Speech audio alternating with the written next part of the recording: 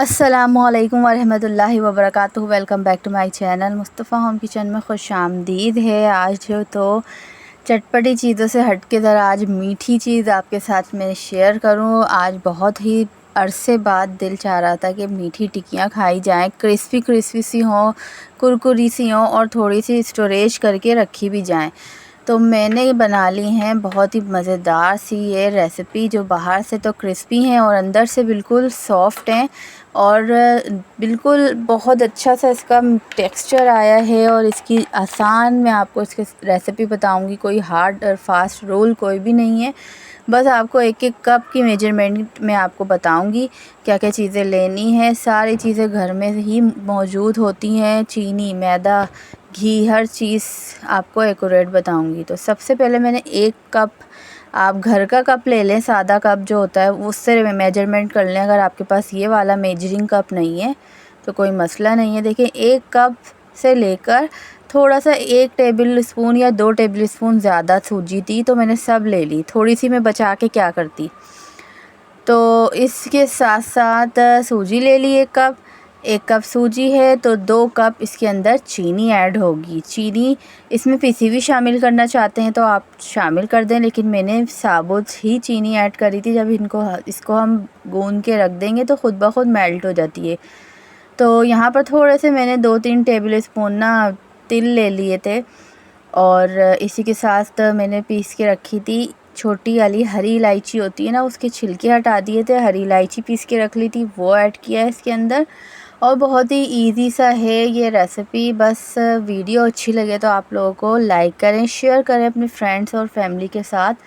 यहाँ पर कोई भी रेसिपी बनाना शुरू करो ना तो लाइट पहले चले जाती है। अभी भी लाइट गई हुई है लेकिन मैं चार्जिंग लाइट की मदद से ये रेसिपी रिकॉर्ड कर रही हूँ। अच्छा, घी जो है ना इसके अंदर मेल्टेड जाएगा, यानी आप चूल्हे पे उसको हल्का सा मेल्ट कर लें।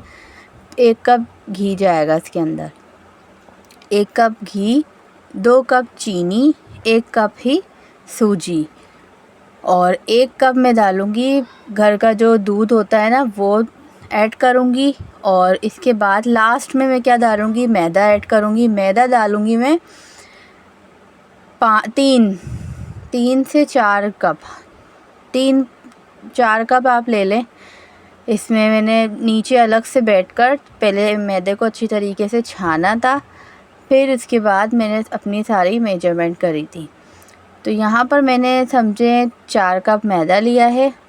सारी चीज़ें हो गई थी रेडी, तो मैंने बोला मैदा मैं डालूँगी छान के, क्योंकि मैदे के अंदर अक्सर छोटी सी सुरेरी टाइप की कुछ भी होता है तो वो छन्नी में छन जाता है।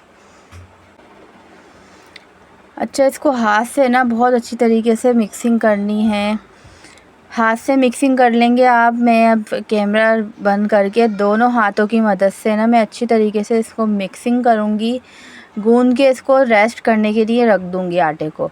1 घंटे बाद मैंने इसकी कम से कम टिक्कियाँ बनाना स्टार्ट करी थी, जब लाइट भी आ गई थी, अच्छी रोशनी भी थी। तो यहाँ पर मैं अच्छी तरीके से इसको मिक्स कर लूँगी। ना इसमें पानी डाला था एक्स्ट्रा, ना घी डाला था।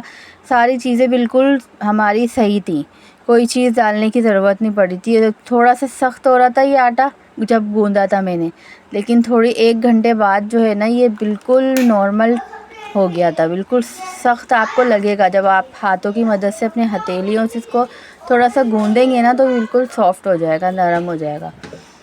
तो यहाँ पर देखें एज़ यूजुअल दोबारा लाइट चले गई थी तो फिर मैंने रख दिया था। फिर मैंने बोला जब लाइट आएगी ना फिर मैं इसको इंशाल्लाह कंप्लीट करूँगी। तो यहाँ पर देखिए कितना सॉफ्ट हो रहा है ये।